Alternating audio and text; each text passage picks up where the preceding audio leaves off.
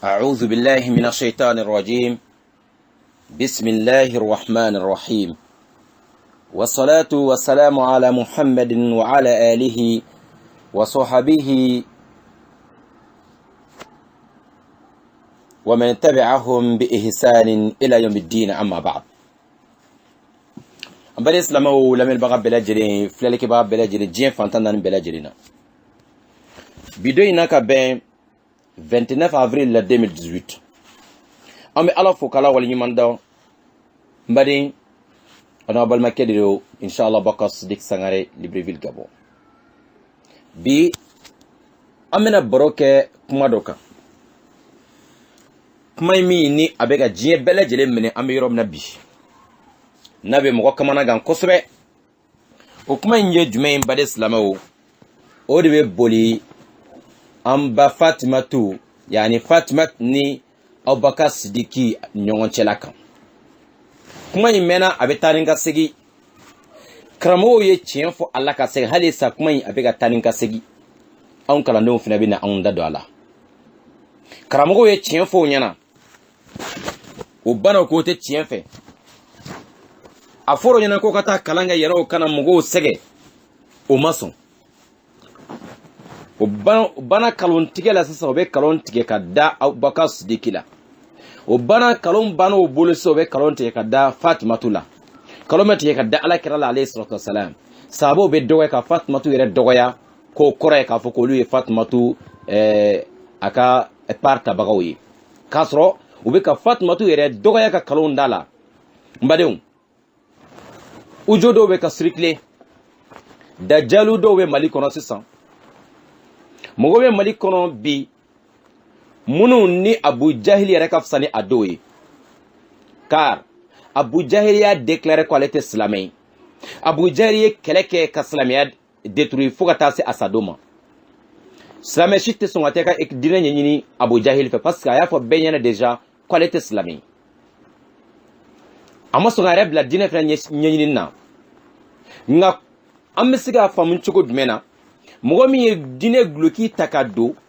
minka soraka ere bla dine keleilla pour que dine inka détruit pour que slamo kodo nyongona pour que dine inka abetika bampeo o mugo de baby anga jamono kono mbade slamo ala ko fe ante srada madenye wa amadre ka srada madenye ala ka dine la silla munumbe amana mana kan fola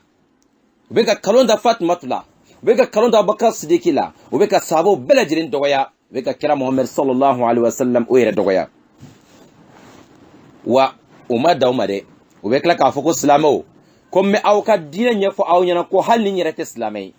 mbadon amma sanga hakli dele amma sanga nye dele anga famiyalike te sawa amma ala bato le tarame mo bato dila amma ala ka dina de ko tarame mo do de ko mo min ko awma ko ne ma foko nye islamai me aw kala aw ka dina la aw ni ala chaw be sonta dina kala shetana fe Shetana ati islamia fe mais adamani de ko ma ko ne ma fo ne islamere me ne ba o kala ka dinela aw ni alache aw be songa ta jom go koroko ka o kala dinela mo mi yere ko ma fo ko mbala ngo dine be tam go de bula ndale mamun ka dinela aw yere asiri me mo mo ko no be dinela don ka tem awnga ko no ni ala mo go e ka tem awnga anga ta nga dinela to rufe mo mi yere daya ta fo aw yere shinye kele shinye flake badum mai ko Abubakar Sidiki Fatima tuka chembo shi Allah o mana kan folawo o shiya kitabu kalanawo ulu de be kanga jien fabi amina dakune da mafo kuma ina milti da makono insha Allah ta'ala kalon avec atige wa kalon kuma no me bokita o mun ko shiya mu ka kitabu do shiya mu ko ka kitabu tere ulu de ka dine signi me kalon ka e mu ka kitabu donta be shiya mu ka kitabu ye forcément ebe kalon tigi jaka go yawe wa minka gele adamadi ni ko e dine la selike ba ta kalange folo wallahi shirfu kaya fo nyano ko kata kalange yano kana manganci mugo dalo bana kata kalange ko kata kalange folo aw mena nin ka kunfiyana ka kodon baliya jira awla sisan akoko ko dine na nale mi ko te bo nona abada ko wale ma fo ale islamere me ko ale ba on ka dine don ko be islamo ka dine jira ola aw ni ala cɛ to kulo blen kana min ma do silamɛya kɔnɔ a fɔ ko b'an ka diinɛ jira e nana ca an bɛ sɔn o ma ni mɔgɔ dɔ sigira wajuri kɛnɛ kan ka nin kuma ɲɔgɔn fɔ aw kan ka sigi o tigi lamɛn tun n baden aw ka de kuma ninnu lamɛn kamanagan kuma mɔgɔ minnu bɛ ala nɔfɛ olu bɛ tiɲɛ dɔn minnu ta ye adamaden bato ye olu ta ye kungo ye ala ka faamuyako ɲuman d'an ma anw bɛna nin ka kunfinya n'a ka kodɔnbali n'a ka jahiliya jahil un ignorant un ténébré cet homme là nin bɛna mun fɔ mɔgɔw ɲɛna mɔgɔ min yɛrɛ tɛ a kinibolo n'a numanbolo dɔn ka bɔ ɲɔgɔn na aw bɛna dɔn sa k'a t'a kinibolo n'a numanbolo dɔn ka bɔ ɲɔgɔn na n baden an ye nin audio ninnu sɔrɔ a mɛnna wali halisa a bɛ ka tourner ko Fatimatu ni Abubakar Sidiki radiyallahu ta'ala anhuma ko alakira alayhi salatu wasalam ko a fatulen ka yiri foro dɔ to ko nangɔ foro in fadaku ko Fatimatu ko tuma na Khaybara kɛlɛ balen ko kɛlɛ tun bɛna kɛ ko kɛlɛ yɛrɛ ma sɔrɔ ka kɛ ko mɔgɔw bolila k'o ka yiri foro to ko o dira alakira ma ko alakira ko Fatimatu ko k'o d'ale ma Fatimatu o dira Fatimatu ma ko b'a ka nasɔngɔ bɔ la a bɛ fantanw dɛmɛ a la a b'a ka dépense o k'a la ko Fatima ko alakira fatula alayhi salatu wasalam ko Fatimatu nana ka yiri foro la ka tamuru foro ko a bɛ tamuru bɔ ko Abubakar Sidiki ko non ko Fatimatu ko mun na ko Abubakar Sidiki ko a yɛrɛ b'a fɔ ten ko kuma o y'a fɔ cogo min na ko Abubakar Sidiki ko kiraw ko alakira ko kiraw tiɲɛ tɛ ta ko u mana fatu ka min to yala k'o bɛ kɛ yani sadaka de ye ko a ye Fatimatu bali ko ka tiɲɛ nin ta ko k'a sɔrɔ ko ni mɔgɔ fatula ko muso ka hakɛ ye sumunu ye n'o ye tilayɔrɔmaseginna ye ko a tɔ bɛɛ lajɛlen tun bɛ ta ka di Fatimatu kelen dɔrɔn ma ko sabu ko tiɲɛtala wɛrɛ tun tɛ yen i y'i kalon tigɛ bi i y'i kalon tigɛ sini e ma kalanta kalan o ye kalon ye o tɛ dɔɔnin kɔnɔ fɛ e ye kitabu min kɔnɔ dajalun aw ye nin kitabu min kɔnɔ a k'a bɔ ka na k'a fɔ ko n'a sɔrɔ kira tiɲɛ tun bɛ ta ko sumunu tun bɛ di alakira ka furumuso kɔnɔdɔ in ma ko a ka tiɲɛ bɛɛ tun bɛ ta ka di Fatimatu kelen ma i y'i kalon tigɛ bi o tɛ tiɲɛ ta kitabu si kɔnɔ i tɛ foyi yɛrɛ dɔn tiɲɛ ta yɛrɛ i tɛ foyi dɔn tiɲɛ yɛrɛ kiti la nin tɛ foyi dɔn diinɛ la n baden a bɛ mun fɔ ko Fatimatu radiyallahu ta'ala anha ko ale de tun ka tiɲɛ tɔ ta o tuma na ale Abasi ninnu bila yɔrɔ jumɛn na ale Asoba ninnu bila yɔrɔ jumɛn na Abasi ninnu sen tɛ tiɲɛ na n ko ni tiɲɛ bɛ ta a bɛ lajɛ denw b'a la musow b'a la ka taa se e n'a fɔ alakira bennakɛ ninnu Abasi ninnu olu bɛɛ ta tun bɛ tiɲɛ na o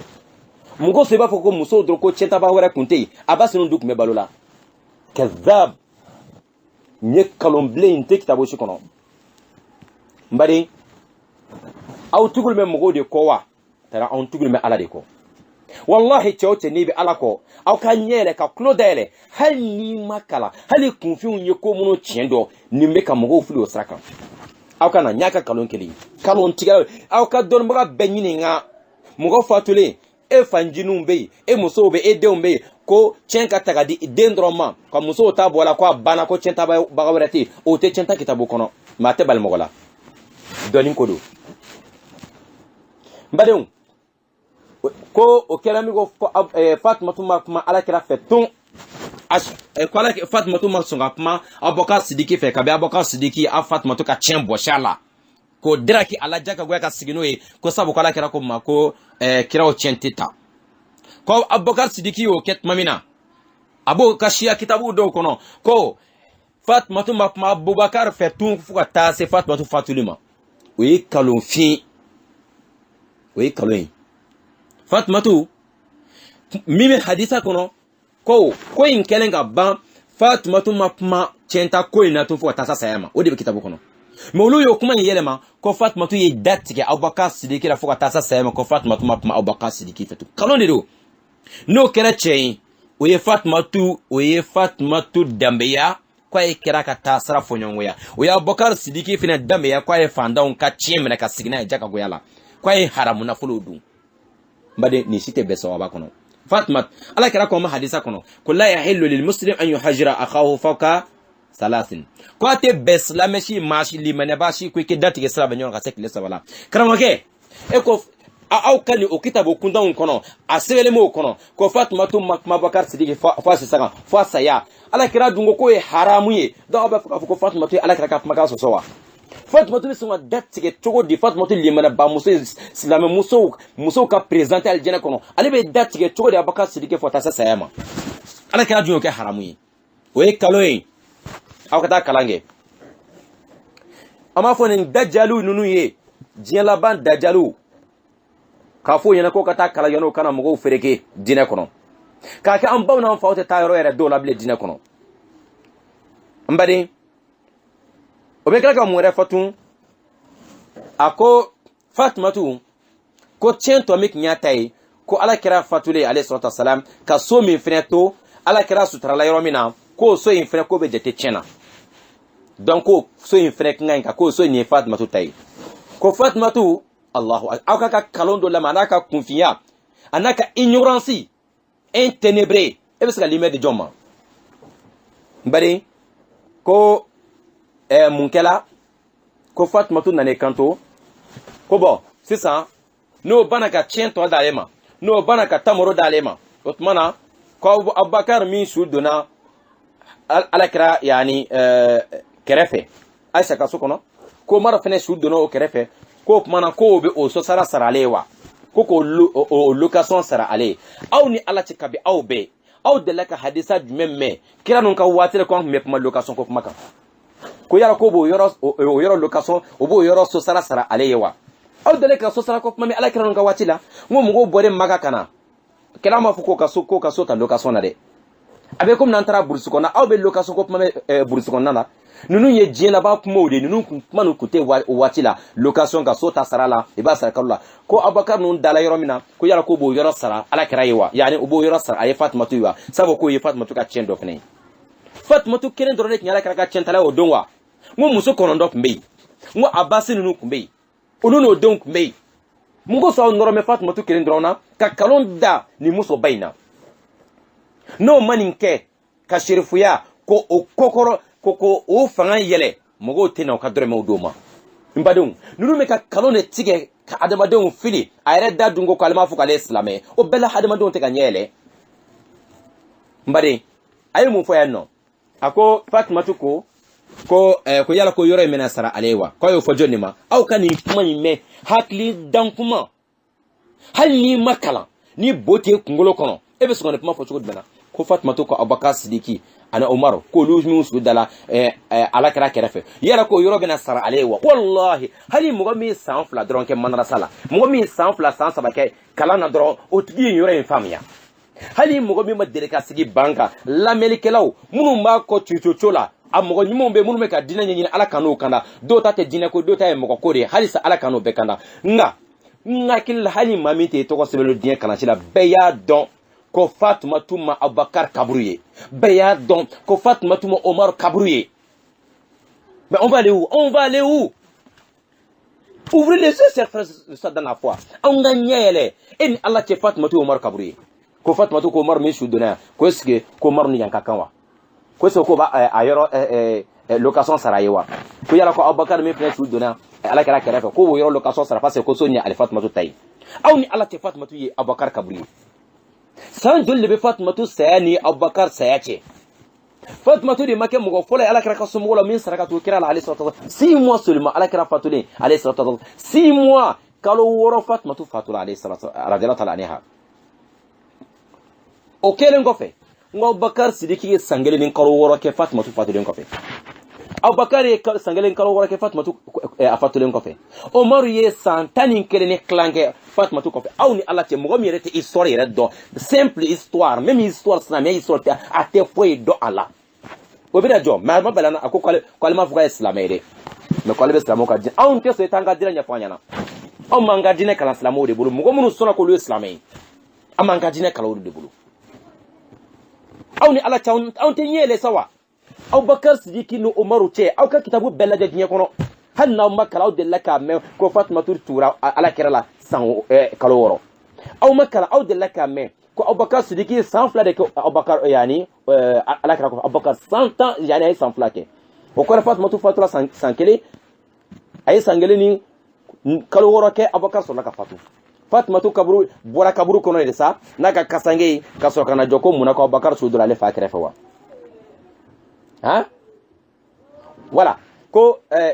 Umaru santani kelen kofe Umar so la ka fatu Fatimatu fatulen kɔfɛ donc Umar fɛnɛ donnen kɔfɛ kaburu kɔnɔ yani Fatimatu fɛnɛ a su san 11 kɔfɛ a wulila kana jɔ ko yala ko aw bɛna yɔrɔ in sara ne ye wa aw ni Ala cɛ hakili ma yɛrɛ ka ɲi ka nin kuma in fɔ hakili dɔɔni bɛ adamaden min na hakili dɔɔni o bɛ mɔgɔ min na n badenw surtout ko wajurikɛla surtout ko diinɛ ɲɛfɔbaga Allah wallahi an k'an yɛrɛ kɔlɔsi han kira ye kuma dɔw fɔ diɲɛ laban ko la a sela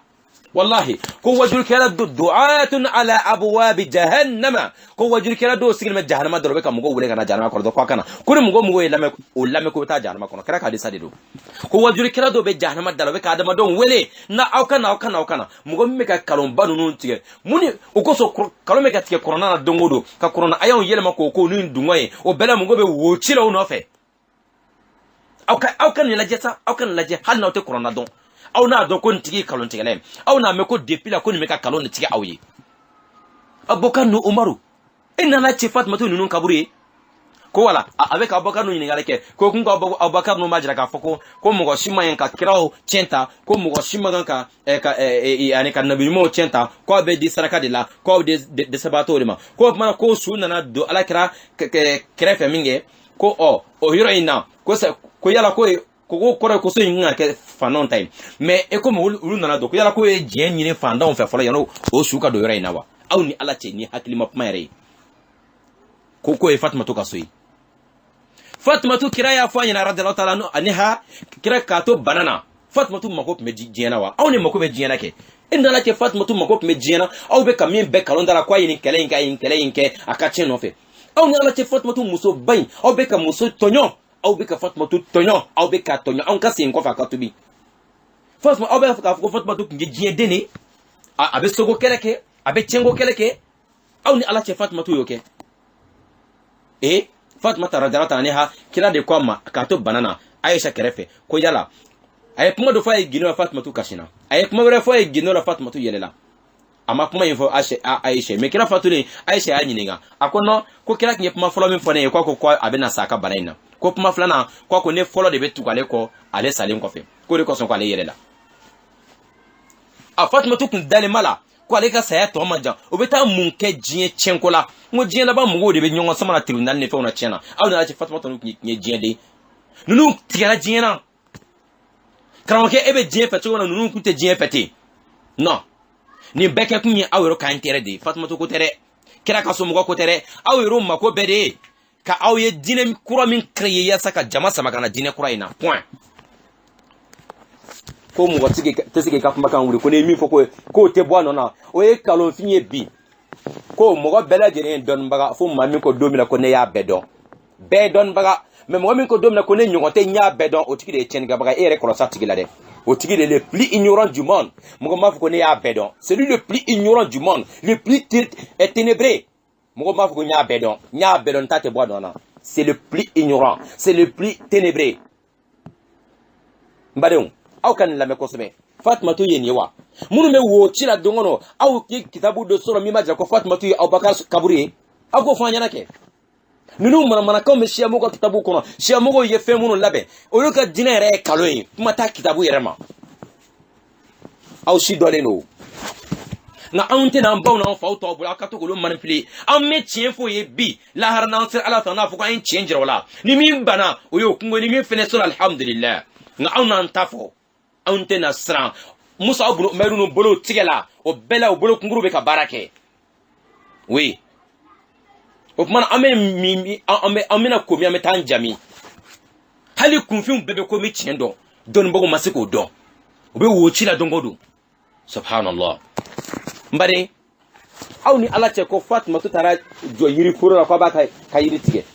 awni ala che Fatimatu me boso kono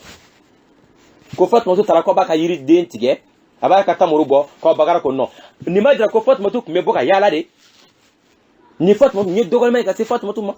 Fatumatu tun bɛ bɔ ka so kɔnɔ karamɔgɔ tiɲɛ fɔ an ɲɛna e y'a ye kitabu jumɛn kɔnɔ ko Fatumatu bɔra ka so kɔnɔ ka taa yiriforo la n ko Fadako tɛ a tɛ Madina kɔnɔ n ko dugu dɔ don Fadako tɛ yiriforo tɔgɔ ye dɛ o yɔrɔ yɛrɛ ti fɛ taa i ka kitabu kɔrɔ ninnu lajɛ Fadako tɛ yiriforo tɔgɔ ye Fadako ye dugu de tɔgɔ ye i n'a fɔ Madina tɔgɔ bɛ i n'a fɔ Maka tɔgɔ bɛ cogo min na Fadako ye dugu de ye n'i t'a dɔn an bɛna f'i ɲɛna a bɛ sɔrɔ kitabu de kɔnɔ a bɛ kalan yɔrɔ de la walahi hali kilasi 6 kilasi 5 ɲɛnama e bɛ nin histoire ninnu dɔn k'a ban pewu n bɛ kitabu dɔ tɔgɔ de ma sa e ka t'o lajɛ e ka taa lajɛ Fadako sɔrɔla cogo min na Fadako tɛ yiriforo ye dɛ yiriforo dɔ tɔgɔ tɛ mais a bɛ dugu dɔ de kɔnɔ dugu de tɔgɔ ko Fadak a sɔrɔla cogo jumɛn na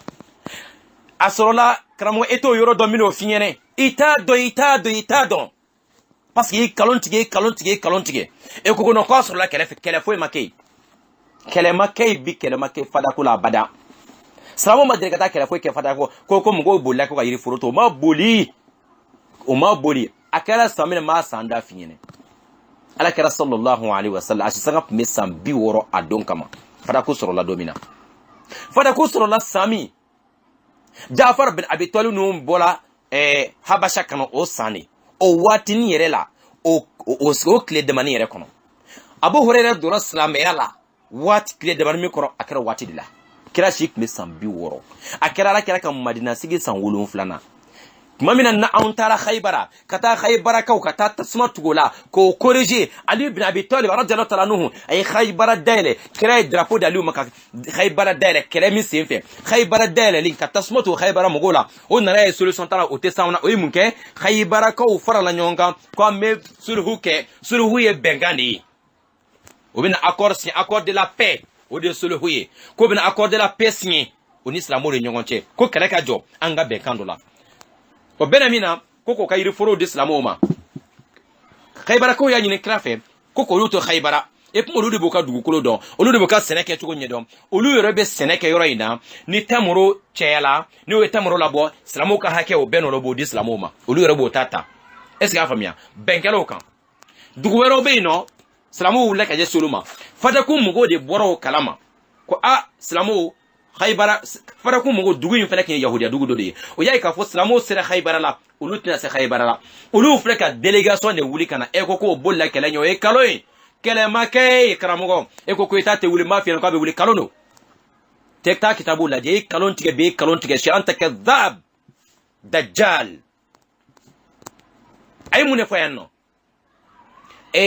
Fadako mɔgɔw de nana jɔn nɔfɛ Ala kɛra nɔfɛ sallallahu alaihi wasallam ko bon an y'a mɛn ko i bɛnkan kɛ ni karisa ninnu ye anw fana b'a fɛ an k'o bɛnkan ɲɔgɔn kɛ i b'a san ka yɔrɔ la fɔlɔ mais nakɔforo bɛ anw fɛ tamaro bɛ anw fɛ an b'a fɛ bɛnkan ka tɛmɛ ni ɲɔgɔn cɛ anw bɛ sɛnɛ kɛ mais an bɛ silamɛw ka hakɛ di o ma o de la Fadako comme kɛlɛ ma kɛ Fadako la Kurana y'o fɔ ko anw ma taga anw sen na anw ma yɛlɛnkanfɛn kan ka taga kɛlɛ kɛ yen nɔ Ala ye o tɔnɔba d'an ma n'o min sɔrɔla sariya la o bɛ di Ala kɛra kelen de ma sallallahu alaihi wasallam an ma taa kɛlɛ kɛ ka yɔrɔ min sɔrɔ n'o sɔrɔ o bɛ di Ala kɛra de ma sallallahu alaihi wasallam o kosɔn Fadako dira Ala kɛra kelen dɔrɔn ma alayhi salatu wasalam mais Khaybara i kuma ye kɛlɛ kɛ ka Khaybara nakɔforow sɔrɔ o la khumsu ye jɔn ta ye o ye Ala ta ye kilayɔrɔma 5 o ye Ala kɛra ta ye o ye Ala ni Ala kɛra ta ye kɛlɛ mana kɛ ka fɛn o fɛn sɔrɔ kilayɔrɔma 5 khumsu ye Ala kɛra ta ye ani Ala ok a tɔ a bɛ kila mɔgɔ minnu tun b'o sen na minnu bɛ yɛlɛnkafɛnw ka kɛlɛyɔrɔ la bɛɛ n'i ka hakɛ kira tun b'a kilan ten mais Fadako kɛlɛmakɛ bi karamɔgɔ mɔgɔ bɛna wo dɔ wɛrɛ ci a ka kitabu dɔ jira min b'a jira ko kɛlɛ kɛra Fadako la aw ka karamɔgɔ ko kɛlɛ kalo don k'o bolila o ma boli olu yɛrɛ de y'o ka bolinkafɛnw ta ka bɔ ka dugu la ka na sulhu kɛ ni Ala kɛra ka na bɛnkan kɛ ka Fadako di silamɛw ma yani a yiriforo in sɔrɔla o cogo de la kira ka dépenses tun bɛ bɔ a la a n'a ka somɔgɔw o ye tiɲɛ ye mais Ala kɛra sallallahu alaihi wasallam tuma min na ni Ala kɛra soma yɛlɛmana Abbas ani Fatima radiyallahu ta'ala anhuma olu nana Abubakar Sidiki nɔfɛ o nana ko bon sisan Ala kɛra a ka khumsu min bɛ Khaybara yarɔ yiriden tun mana na kilayɔrɔma 5 tun bɛ di Ala kɛra ma o tuma na Fatimatu nana ani Abbas nana o ko la parce que Abubakar de ye ɲɛmɔgɔ ye sisan donc sisan ani Fadako nakɔforo min bɛ Fadako dugu kɔnɔ an b'a fɔ Fadako tɛ yiriforo tɔgɔ ye karamɔgɔ o ye dugu de tɔgɔ ye Madina baladun bayna Khaybara wa Madina dugu de don o tuma na sa ko aka yiri foro fana be fada kula do iba faga jira ko kala ko Fatma to kumbe bom Madina ka taa fo ka taa dugu wɛrɛ ka taa yiri foro tigɛ sake ko adana ko be yiri den tigɛ ko tamaro tigɛ ko Abubakar ko no kalo no amaketi o te kitabu shi kono a te kitabu kono be te kitabu kono suni o yɔrɔ in na Abubakar de y'a jira Fatma tunu na ko ye min ɲiningali kɛ tiɲɛ de do mun ko sɔn alakira ma Abubakar mo bali khumsula Abubakar ko de o ma ko no ako ne ya me alakira fa sallallahu alaihi wasallam ako ka do an nabiyu an centeta ni an fatura ka fe min to o be ke sadaka de ka de sabato ma o ko in kele minge o ya soro Fatuma to kuma dele kani hadisa me folo o kuma na ba ka fo Abubakar Siddiq Fatuma to ba do Abubakar ani alakira alayhi salatu dimis ka bo dimisena mana teruri do Abubakar e centigi de pikafriya klela kana se islamia mo Abubakar ka kalon keme mukmame Abubakar bena mun kalon tige mun na tabina Abubakar tinna politique de mun na tabina Abubakar la ka kalon tige kala kala ka cende tourner ngo Abubakar ni jari ko kuma ko foran de ko fola Abubakar de meta kana flo becce so kono kana di alakira alayhi salatu wasalam o bena mun ke kala kala do na ma do di alakira do ma abena mun bo alakira do na aw ni ala ta hagrite manga ni famya aw ya me ko saba jumaya kana flo beta ga na Abubakar Siddiq na fura ko ka deme ko Usman Omar nun bebe nan deme alun bebe o se ko ke me tumo kuma Abubakar meta ka so kona fen bere tanga jala krama o bina mun ke kala kala ka don kana flo bosola an ga srala nyakoi aw ka krosi dajjalula aw ka ra krosi jina ban dajjalula ulama du'atun ala abwab jahannama don bawodo sigir me jahannama tasma dalaka mo wele ka kalon tige halote moloya ka kalon tige halote sran o posi fali no fe ambe tien fo ndala pian ambe tien fo ndala mbadion hal na makala ala ko masatul mulku kono tugol mena walazi ja'ala lakum as-sam'a wal absara wal af'ida qalila ma tashkurun huwa allazi ja'ala lakum as-sam'a wal absara wal af'ida qalila ma tashkurun satul al-mulk ala ko ala de awda ka klodi awma ka meninke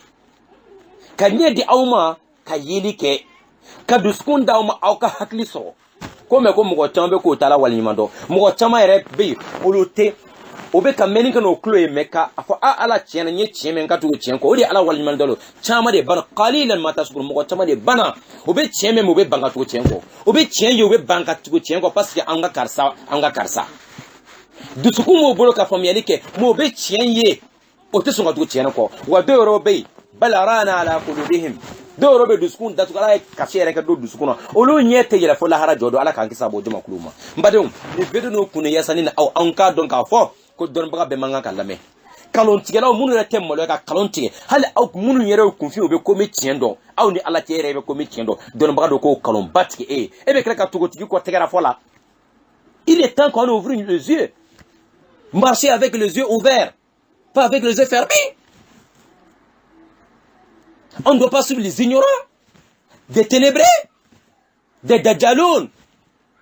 des faux prédicateurs qui sont au bord du feu de l'enfer. Le prophète les a dit, il nous a prédit cela avant il y a de cela 1400 ans. Il y aura des prédicateurs au bord du feu de l'enfer. Quand tu réponds leurs appels, ils vont te jeter dans le feu de l'enfer. Allah kira o fale sallallahu alayhi wa sallam. Ko wajur kiro sige me janama dan neo la medro ebeta janama kono.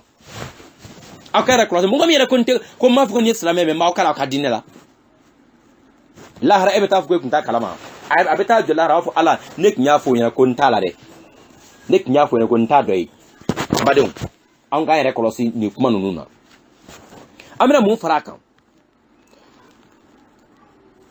Abubakar Siddiq dia fa les ko akol les tarikan shay'an kana rasulullah sallallahu alaihi wasallam ya'mal bihi illa amaltu bihi وقال والله لا أدع أمرا رأيت الرسول الله صلى الله عليه وسلم يصنعه فيه إلا صنعته أبو بكر قال قال تفويت قال يا الله كراي بارا فون فين كلا قال كرا تاكلين شتوي عليه كراي فون فين كي عليه بابك الله كرا ما بداية أبو بكر ما بداية كان أيام مكرا دادي كو أون كراو تشنتتا ناون سارك أمينتو ويه دسباتو دي تاي كرامو بيكما دو فوين أبي كلا كارفلي إبارو كوا تفوي دو حالي كورونا ko ala ko korona kono ko Sulemana Dauda chenta ko kuma be korona kono ni fo archifo ala e mune fo yanno ala ko Sulemana Dauda chenta ay Dauda chenta ni munde a bɛ ko nafolo de kɔfɔla yan a bɛ ko yiriforo de kɔfɔla yan fo arsifu ala kɛra o ɲɛfɔ an ɲɛna a mɛnna a ko dɔnnibagaw tiɲɛ bɛ ta ko dɔnnibagaw tiɲɛ tɛ ta ni dɔrɔmɛ kelen ye dɔnnibagaw yani ko nabi ɲumanw a ko dɔnnibagaw de bɛ nabi ɲumanw tiɲɛ ta dɔnnibagaw de bɛ al-ulama warasatul anbiya al-ulama warasatul anbiya ala kɛra ko ma ko dɔnnibagaw de nabi ɲumanw tiɲɛ ta baga ye ko mɛ nabi ɲumanw tiɲɛ tɛ wari ye dɛ miliyari ko tɛ waa kɛmɛw ko tɛ yiriforo ko tɛ ko tiɲɛ tali ko dɔɔnin ka tiɲɛ ta ko don Sulemana ye Dawuda tiɲɛ ta dɔɔnin côté de la fafahamnaha Suleman ala ye dɔɔnin di Suleman ma k'a la faamuya fɛn bɛɛ la a ka ɲi ka minnu faamuya don min na Sulemana ye Dawuda tiɲɛ ta o ye tiɲɛ mais dɔɔnin de kɔfɔra karamɔgɔ n'i t'o yɔrɔ dɔn an b'o fɛnɛ f'i ɲɛna a ma tiɲɛ ta ni miliyari la dɛ dɔɔnin de kɔfɔra al-ulama warasatul anbiya n'o don ko dɔnnibaga bɛɛ lajɛlen kɛra o tiɲɛ tabaga ye mais ko o tiɲɛ ma ta ni wari ye dɛ dɔɔnin ko don subhanallah karamɔgɔ t'a kalan kɛ fɔlɔ wallahi t'a kalan kɛ kuranɛ ayanw yɛlɛmana ninnu bolo nin cogo in de la o ni dungɔ o se min ka di o da ye o b'a fɔ dɔnnibagaw bɛ kira o tiɲɛ ta ni dɔnni de Sulemani a fa Dawuda tiɲɛ ta dɔnni de ko fɔra wari ko ma fɔ ɲɛna ni wari tɔgɔ ye kuranɛ kɔnɔ yiriforo tɔgɔ kuranɛ kɔnɔ e b'o kuranɛ fɛnɛ fɔ an ɲɛna o tɛ yen kuranɛ ayanw jɛngɛla o cogo de la san joli kuma kelen n baden silamɛw a y'a fɔ tun ko Fatumatu fatula ko sahabo ma bɔ a kalama ko ma bɔ a su donni kalama kalonfin a y'o bɛɛ lajɛlen kɛ pour que ka Abubakar dɔgɔya ko Umar dɔgɔya ko Usmana dɔgɔya ka sahabo bɛɛ lajɛlen dɔgɔya n bɛna fɛn dɔ jira i la Asma'u bintu Umais min ni Ja'far bin Abi Talib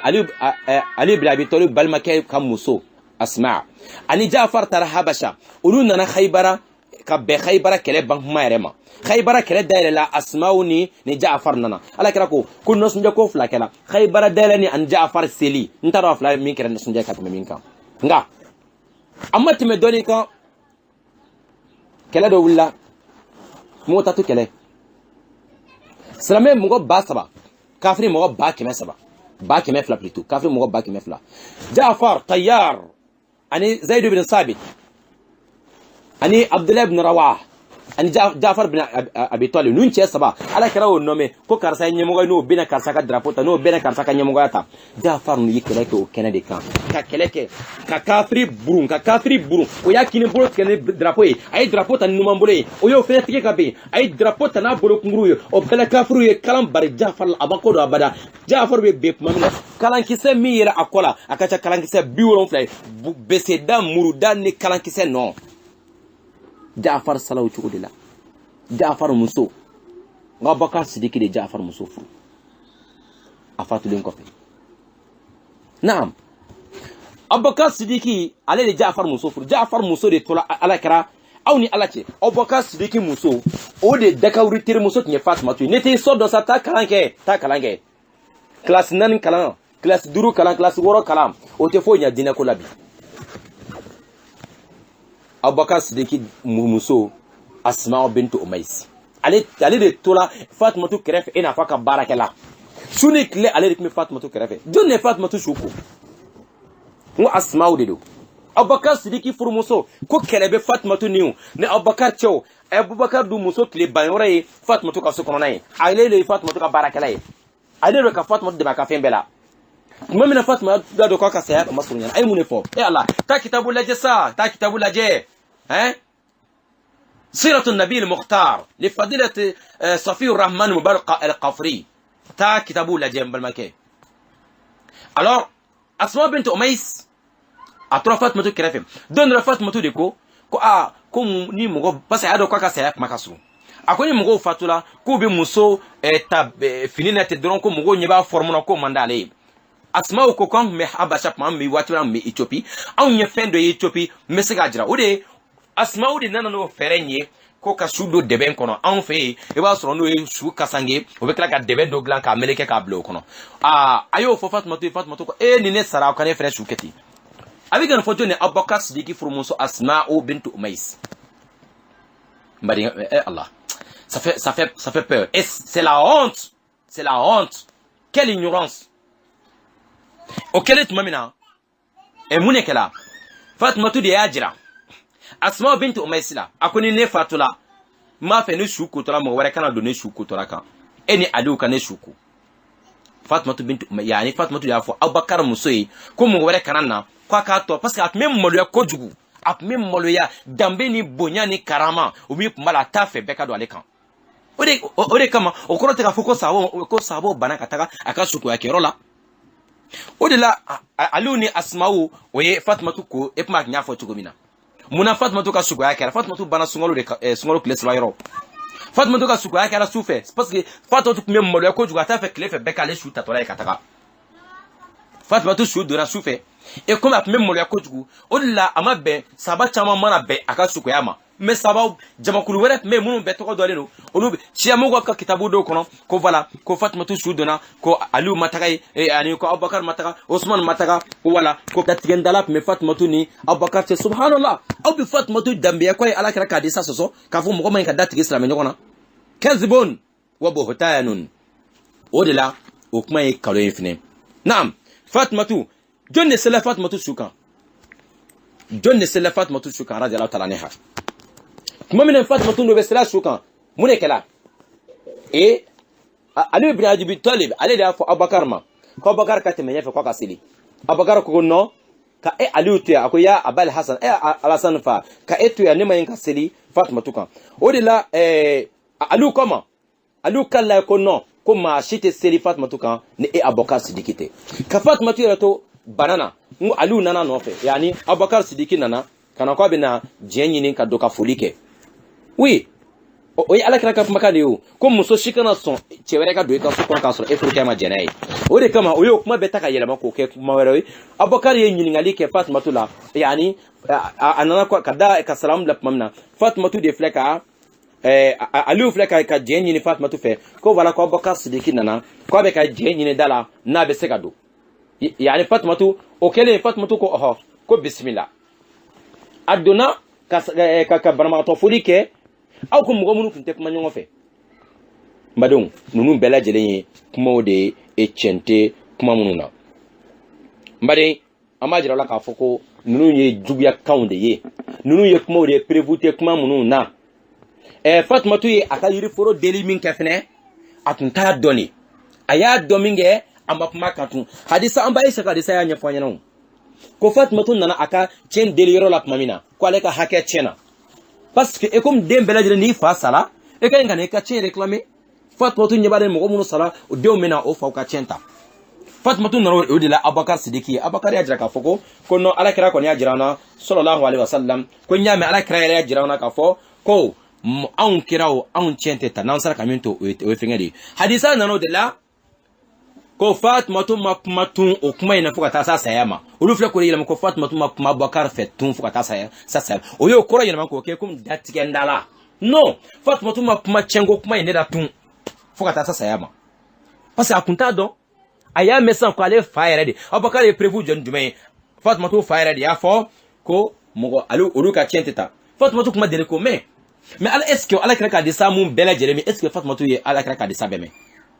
wati do Fatimatu ni atekena la kra yoro bela o ko so hadisa do be ngo an meta amba Aisha ka hadisa ta bafla ni kemefla anitan fla de la sabo ko mena amba Aisha no nyini ngane ni ko nyamne mambo est-ce que kera de lega pma Aisha fo oui don dola adela kan fota saba muso uyo ninke saba to bela jele ninke muni ba jira ko Abubakar ala kra ye kuma info Abubakar nyana si amugo be jodi ani mugo modèle nyon de ténébré comme ça o ba fo ko no ko mugo so ko Abubakar Sidiki drone o hadisa indrome domina na ala kra ko ala yele la sangola ka jigi mangan ko bala ko kalono Abubakar ma ala kra fo la mun fa akoko ko ala kra chienfo ko ala na fe ngore fo minte ni ko ala be dala ka so an kra ma nyongo fo mugo so amafu go kuma e kaloyi ala kra ka ya hadisa to men na Abubakar ka hadisa keme duru be hadisa keme duru ko ala kra ko ta mugo so amafu ko do e kaloyi aba foko ni ne kalo parce que ko ma Fatimatu ka chienda ma ai ala kira de ka kuma fo akalla akon nya ikra min fo nya ikra min ke mo bela jirenke o ko so kuma mina ni ala kira fatula mo go mun muruti la islam yala ka fo ka muruti ka bobo islam yala mun kala Abubakar Sidiki ko wallahi kon to toyi Zaidu Jaisu Usama ta subhanallah abrat al yani barakata al habashiyya o denge Zaid ibn Harisa denge no Usama yi amma samu ngon bo fe santan kono kira e kele jamal be ka bla nyefe yani kira kata yani kira kata adam ne kira fatula sababu foko Abubakar Sidiki ma ko no ko Usama ka do ko dumisen de do bon ko anga mo wara bla kele nyefe ou bien anga ke chugure la ako no ko nkalla ala kira mi fonta bo chugula ala kira ki kele la ben déjà ay Usama bla nyefe ay do ko dumisen me abla kele nyefe nta changer ala Abubakar Sidiki na folo tigi mi aka na folo ke ka bobo ala kira demeka o de bena baga ala kira de on ka chema bi e anga sara la nyokoy mbadum nunun te foye ni nye ko ka sherifu ya de korota nga sherifu hakika ya fu yana ko kata kalange sherifu hakika munu yere sherifu chencho yo ko ma ko kata kalange o mata kalange o be ka ke kalon tige ko me ka salamo kalon ka dina ko hal na lere te islamai amma sai an ganye le te sanwa mbadum inda kunya dama ka fo nunun ka kuma wala ami min fa nyana Abubakar Sidiki ala kira ka somugo ka hakek nyeminye aya do mafuata sa ala Abubakar Sidiki fatulma o sebele no male fo fa shima sebele o ka hake fo fenye akele matunu na folome me bo fa na ala kira ka somu na Abubakar na ala kira ka frumuso taimiye aden taimiye abina ke abela jeresila ngo Abubakar Sidiki kala ko wallahi la qarabatu rasulullah sallallahu alaihi wasallam akola kira ka somugo ko kanu ko ka bole makatime ale reka sinjika Abubakar Sidiki kaloka ala kira somugo ka dalei kan ma ko ka hake o dafa o ka dalei katime ale re fa ale ka sinji tugulika mbadon an ga yara korosi dajjalu no be kan ka jamana fa dajjalu me kan ka jamana fa halisa ndako ya dabani ala kan ni islamo bela jire na fanayi ni kuma ngunu me ka foni aka yara kolosi ko don baga do sigime jahannama dalabe ka mugo wole ka ta jahannama na ya bela me awe tare nga don mugo ya fo nyana ka fo o bela jire na do ko anta me ante son do ta e mugo bato tata ala bato mugo bato o ni ala bato te kele inshallah taala amina nga biga boro fere men yoro ina ni Allah subhanahu wa ta'ala ka jen ka ben bido ina no be inshallah taala Libreville yani 29 avril 2018 Abel Makedou Abubakar Sidiki Sangare téléphone 00 241 07 24 86 86 00 241 07 24 86 86 ala ko fe la nakhafu fillahi lawmata laim amma ko te ulumunu minaklo amma ko te falimunu minatanike amma ko bere srabe nyima munu be no lu be fili kono mo tadom kolu blasraka mais wulu munu mina klue ou bien yani fali munu mina taniki amma ko tolu ka kuma kana amma ko bede islamu ka chendo mo mi yere ko alete islamé ale yere ma fu ko ale islamé ma be ka kala ka dinela amma fa ka islamu nyele mu'min hakika munu be o ka siga chendo bi ka foko Fatmatu Abubakar kaburu ya abada Fatmatu Omar Fatmatu Fatula Omar santan ko ko fe e bena karon tige mogoye ha nte ko do mbale kaya nte hakli dan kaya ala kanina obeso abo wa hadha wa assalamu alaikum wa rahmatullahi